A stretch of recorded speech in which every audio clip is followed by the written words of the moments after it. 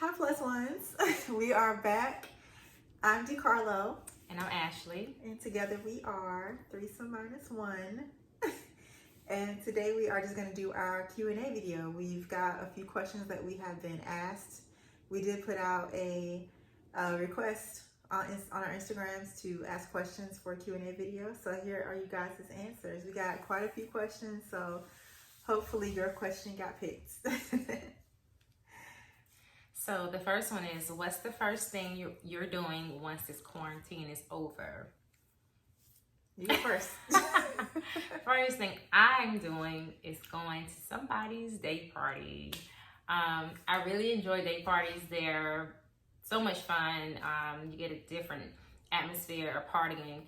And we have quite a few here in Charlotte, North Carolina. They're pretty dope. So I'm ready to get back to doing the day party thing.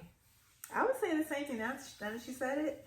Yeah, day parties are really fun. So hopefully this is all over within the summer months where we can get to a day party, especially a Sunday fun day party. That would be dope. No, because I had to work on Sundays.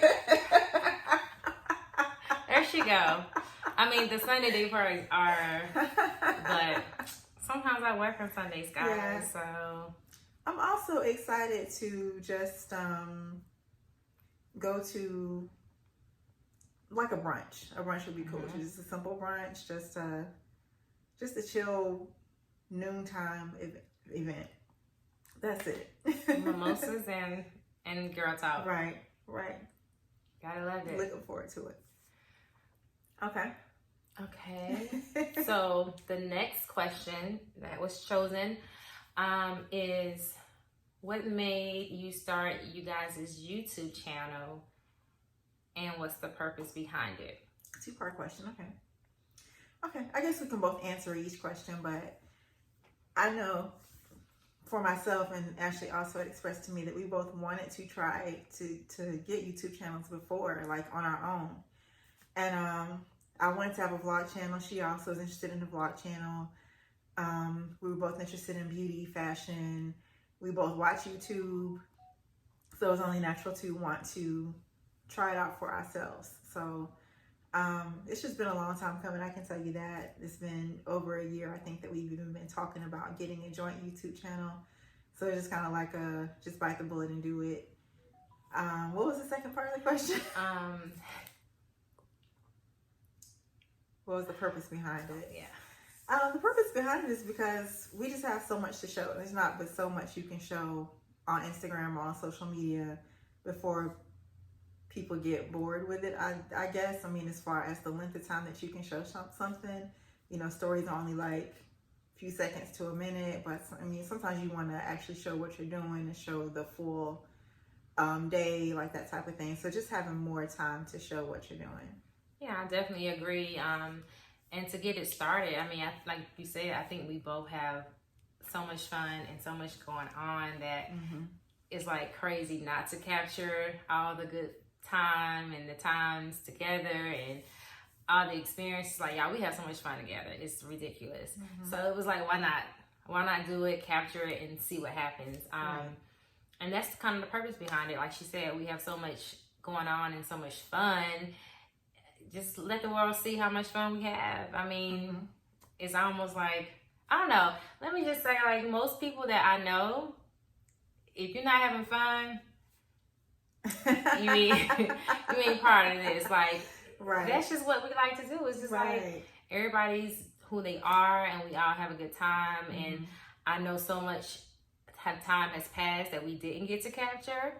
Like you said, it's been a long time coming, and I wish we thought about it, but we never put it in action. I wish we did think like that in the beginning, because, y'all, unbelievable. We could have been doing this. So that's pretty much why we have our channel now and the purpose behind it. So the next question is... Okay, next question is more of a situation. So this should be a juicy one. Okay, so the question is, so you meet this guy on Facebook right before the pandemic, COVID-19 hits. You've communicated a few times. He seems cool, cute, and he's a business owner. He's invited you to a few kickbacks, but you've never been. Today you really want to get out of the house because it's COVID. Would you go to his kickback to meet him for the first time? What would you do? WWAD. I do believe there's stages to liking someone. So depending on how much you really wanted to meet this guy, how much intrigued you were to see him, and how soon you wanted to see him, a part of me says yes, even though the answer is no. So that might make you want to say, you know what, he's invited me. We've had good communication. I'm bored. Kickback is not going to be a lot of people. Hopefully, then this is okay. But at the same time, I would say, because you don't know this person, you don't know what type of company he has around, you don't know what type of environment you're putting yourself in, especially in COVID-19, considering we're supposed to be 6 feet apart. So I think, you know, a more one-on-one should happen before you would go out to a kickback with somebody you have never met before. Okay, and I agree. I don't think that I know I wouldn't go. The furthest that I would go in that situation, I probably, if I just had to get out of the house and I just had to kind of see what he was talking about, I would maybe say, okay, well, I'll come out there, but meet me on the sidewalk. I'm not getting out the car, or even if I do, we're going to stay a certain distance apart, because I've never met this person, for one thing. And then going inside the house for two is going to expose you not only to him, but to whoever else is in there. It may be even more than 10 people in there. So I guess the rule still is that it shouldn't be more than 10 people in a gathering. So you don't know how many people he's got in there, how many people have been through there, who's been coughing, who hasn't. You know, it's so many different scenarios that could go on with that. And it's somebody that you just met. So you don't want to, you know, for lack of a better word, risk your life for some guy that you met, you know, that you haven't met yet, that you've just been talking to. So I would say either meet him outside, or if you just have to meet him during COVID, given that we don't know how long this is going to be going on, just meet at a completely different spot, just a parking lot, a park. Well, you don't want to meet anywhere, somewhere that's secluded, and you don't know the person, so maybe meet in the grocery store parking lot or something like that, just real quick, just so that you know that he is who he is, so he's not a catfish. But I would not go to a kickback during COVID, even if it was somebody I did know. I wouldn't. That's just me. Okay. Okay, so the fourth question that we have was, you guys had such active lives pre-coronavirus. How has your life changed since COVID-19? I'll let you take the first on that. Okay. Change since COVID-19. I'm just like, y'all.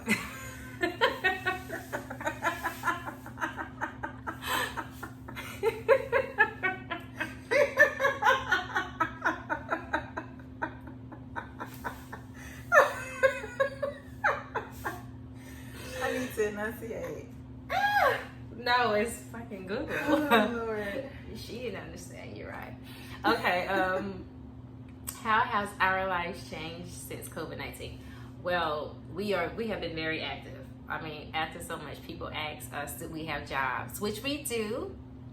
So it has really changed socially, even though we still keep good contact with our circle of friends. But as far as seeing each other, being around each other, that has totally changed. Mm-hmm. You see me here now, but we do this maybe once a month, or I would say twice a month, since it's only been like a month since we've been on shutdown. I've probably seen, last time I saw you was what, 2.5 weeks ago? Yeah. So we definitely haven't seen each other much at all. We definitely haven't been out, being social, which we love.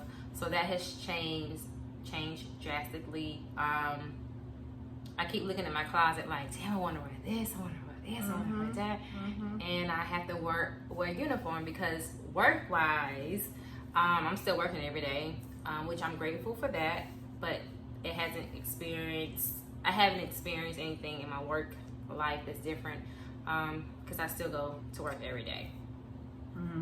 I am now working from home, which I've never worked from home before, so that was a major adjustment. I'm grateful that, you know, I do have employment that allows me to work from home, and I was able to not lose anything, you know, as far as that's concerned. But it's definitely been a major adjustment. I'm used to getting up, you know, getting dressed, going somewhere every day, you know, ordering lunch, you know, the ins and outs of working outside your home every day. But now it's like roll out of bed and just go in the other room, and that's your day. And it's a lot more distracting working from home. I will tell you that. Like, it's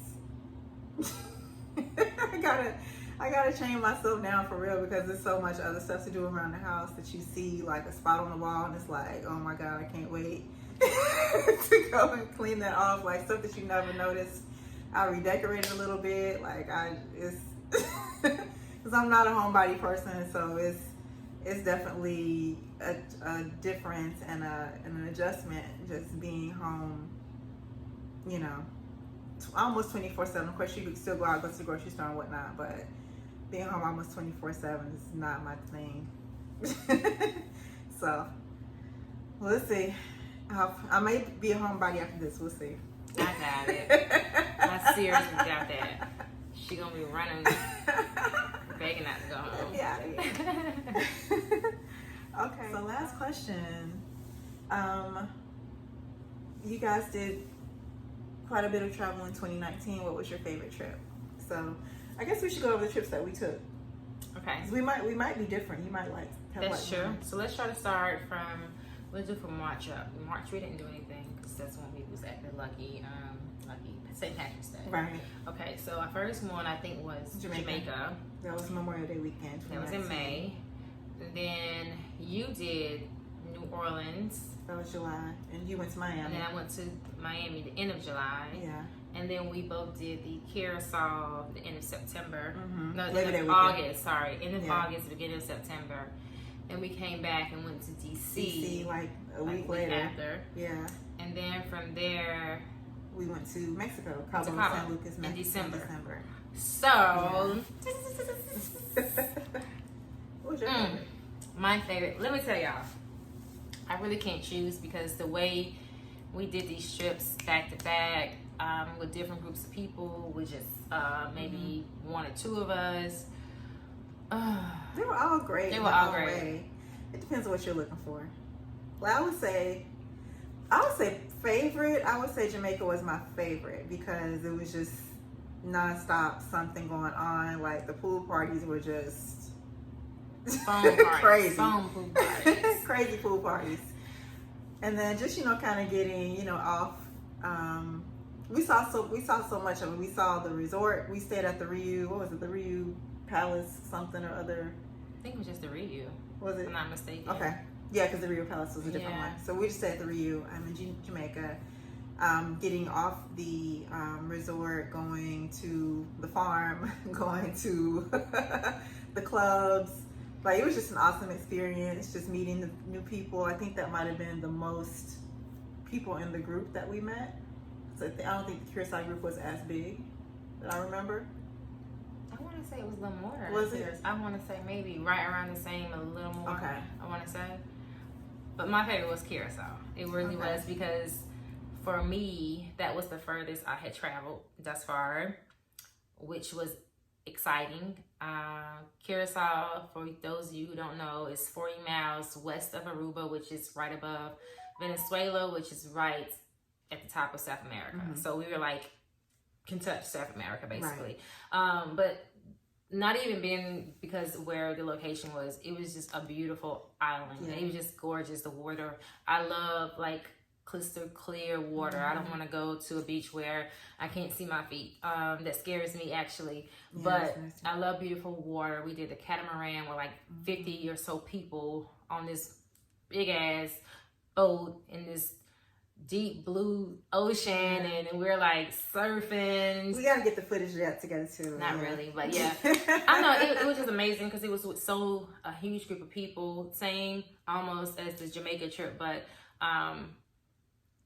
it was more, I don't want to say sexy because Jamaica was sexy, but Curacao is gorgeous like that. As far as beauty in a place, like, that was the most beautiful place I've ever. And Jamaica seen in is my gorgeous life. too, yeah, but Curacao, like the mountains and It's gorgeous. It was beautiful. Yeah. It's more laid back. I mean, it wasn't as, to sound like an old person, it wasn't as lit as Jamaica was. So you know what? You got a point right there. You got a point. I don't know. It was relaxed. Jamaica is running up because Jamaica was lit. Yeah. Because I will say with Jamaica, I guess because it was Memorial Weekend, it was a lot of people down there. I mean, people. I mean, good Lord. I mean, people. Everybody and their mama was there. On the other side of Jamaica, like we came home and seen footage and social media, and we're like, oh my God, this person was there. That person there too. Yeah. So I will say the overall trip, with the combination of staying on a resort, leaving a resort, going to clubs, traveling the streets, the time of the travel, which was a holiday, national holiday. So that made the trip probably overall the best because of how it was planned or how it fell through. But still, Curacao was like beautiful to me. Yeah, yeah. Curacao, that's honeymoon right there. It was gorgeous. Making babies. It was that. Yeah, it was that kind of trip. But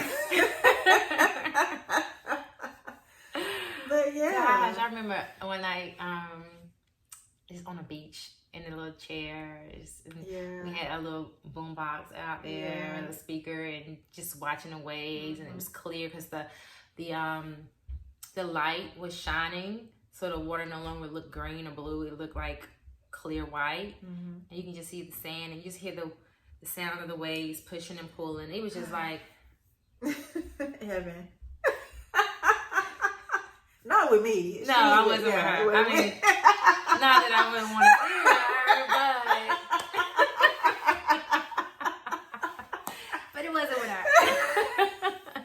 God, let me tell you guys, if you're in a relationship or dating somebody, trips like that will bring the most romanticness out of you. Like, oh my goodness, like nothing like it. Freaking beautiful. Yeah. It's freaking beautiful. Because you have almost nothing but time on your hands. Like, it's not the COVID-19 where you're forced to sit at home in your hometown where you know you can go somewhere. Like, this is like you're on an island.